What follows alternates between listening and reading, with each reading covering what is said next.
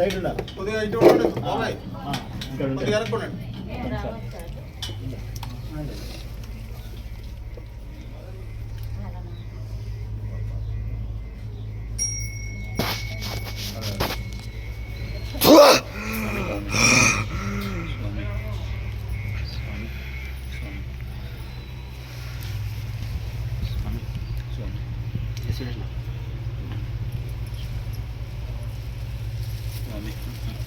చెప్పాలి స్వామి.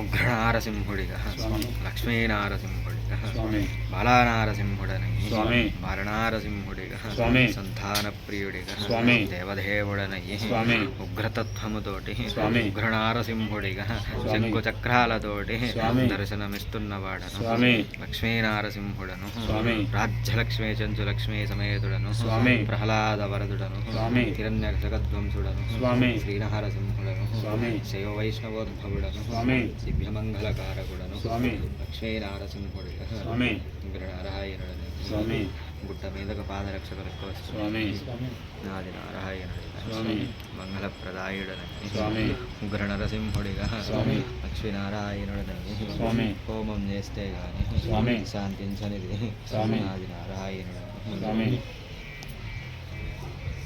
హోమం అంటే స్వామి దేని గురించి స్వామి?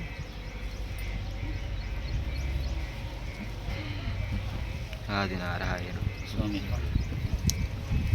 వాస్తుపరంగా స్వామి స్వామి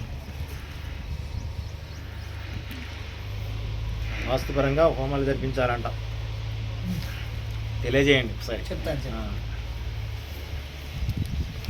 గోవింద లక్ష్మీ నారసింహ గోవింద గోవింద.